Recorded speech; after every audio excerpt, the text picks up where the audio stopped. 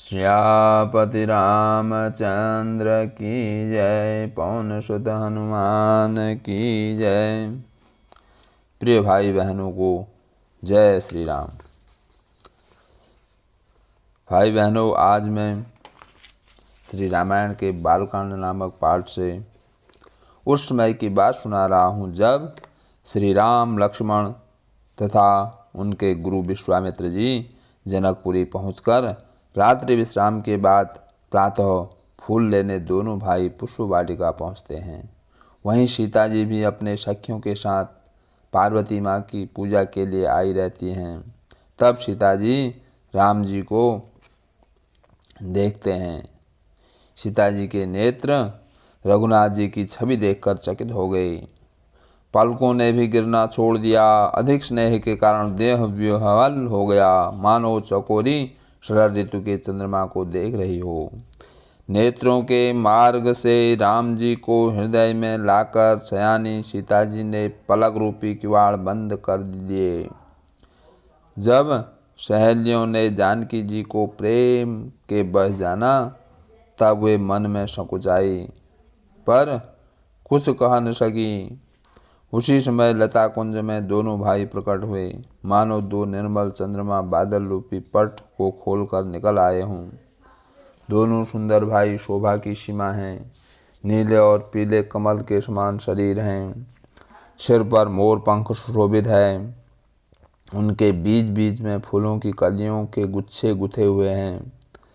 माथे पर तिलक एवं पसीने की बूंदें सुशोभित हैं। कानों में सुंदर भूषणों की छवि छा रही है। टेढ़ी भौं, घुंघराले बाल और नए कमल के समान अरुण नयन हैं। सुंदर ठोड़ी नाक और गाल हैं। हंसी की शोभा मन को मोह लिए लेती है। मुख की शोभा तो मुझसे कही नहीं जाती, जिसे देखकर बहुत से कामदेव लजा जाते हैं। हृदय पर मणियों की माला है। शंख के समान सुंदर गला है और कामदेव के हाथी के बच्चे की सोंठ के समान भुजाएं हैं, जो बल की सीमा है। जिसके बाएं हाथों में फूलों भरा हुआ दोना है। हे सखी, यह सांवला कुंवर तो बहुत ही सुंदर है। सिंह की सी पतली कमर में पीताम्बर धारण किए, शोभा और शील के खजाने सूर्य वंश के भूषण रामचंद्र जी को देखकर सखियां अपने आप को भूल गई। धीरज धरकर एक चतुर सखी हाथ पकड़कर सीता जी से बोली, पार्वती जी का ध्यान फिर कर लेना, राजकुमार को क्यों नहीं देख लेती। तब सीता ने संकुचाकर आंखें खोली और सामने दो रघुवंशी सिंहों को देखा। नख से चोटी तक रामचंद्र की शोभा देखकर और पिता का प्रण स्मरण करके मन में बहुत व्याकुल हुआ। सखियों ने जब सीता जी को विवश देखा, तब डर कर कहने लगी, बहुत देर हो गई है, कल इसी समय फिर आएंगी। ऐसे कहकर एक सखी मन में हंसी। सखी की गूढ़ वाणी को सुनकर सीता जी लज्जित हुई और विलंब हुआ जानकर माता का डर माना। फिर धीरज धरकर रामचंद्र जी को हृदय में ले आई और अपने को पिता के वश में जानकर लौटी। पशु पक्षी और वृक्षों को देखने के बहाने से सीता जी बारंबार लौटती थी और रामचंद्र जी की छवि को देखकर प्रीति बढ़ती जाती है। शिव जी के कठोर धनुष की कठोरता जानकर सीता जी दुख पाती हुई श्री राम जी की सांवली मूर्ति हृदय में रखकर चली। प्रभु ने जब स्नेह और गुण की खान जानकी को जाते हुए जाना, तब पूर्ण प्रेम रूपी उत्तम स्याही से अपने सुंदर हृदय पर उनका स्वरूप चित्रित कर दिया। सीता जी फिर पार्वती के मंदिर में गई और चरणों में प्रणाम कर हाथ जोड़कर बोली, हे गिरिराज किशोरी पार्वती माँ, आपकी जय हो। हे महादेव जी के मुख रूपी चंद्रमा की चकोरी, आपकी जय हो।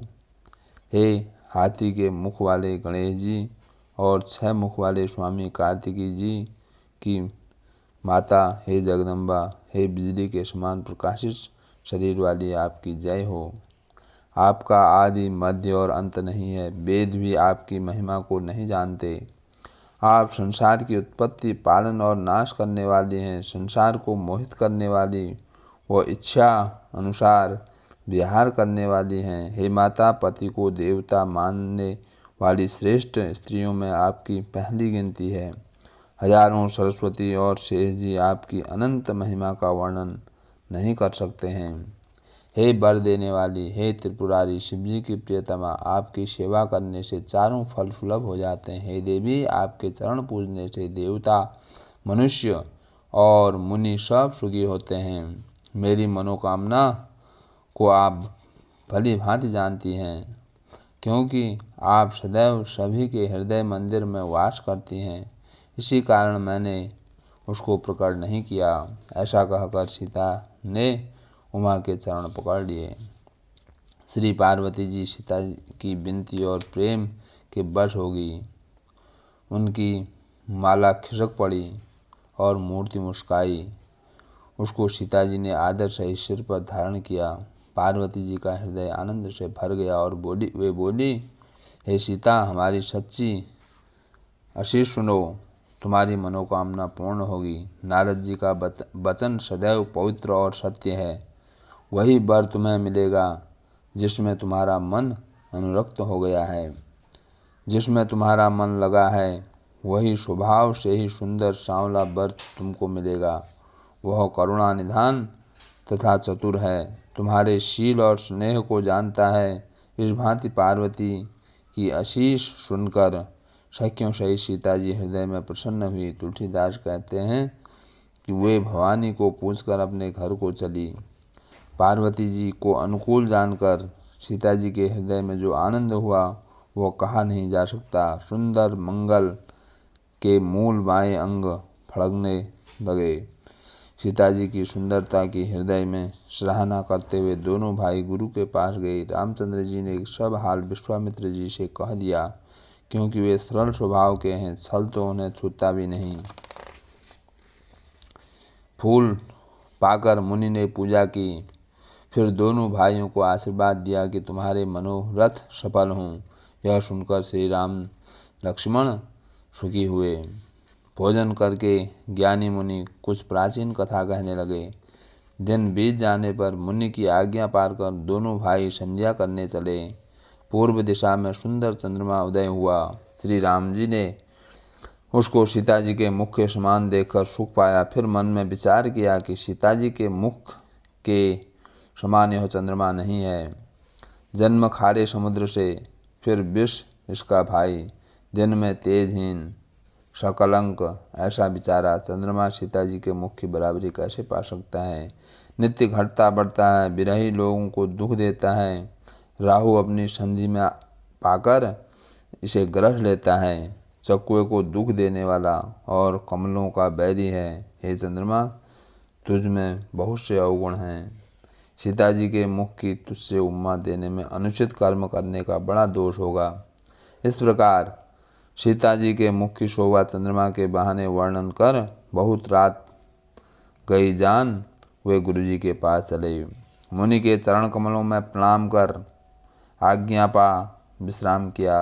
रात बीतने पर श्री राम चंद्र जी जागे और भाई से ऐसा कहने लगे, हे तात, देखो अरुणोदय हो गया है, सूर्य निकल गया है, जो कमल, चकुआ और संसार को सुख देने वाला है।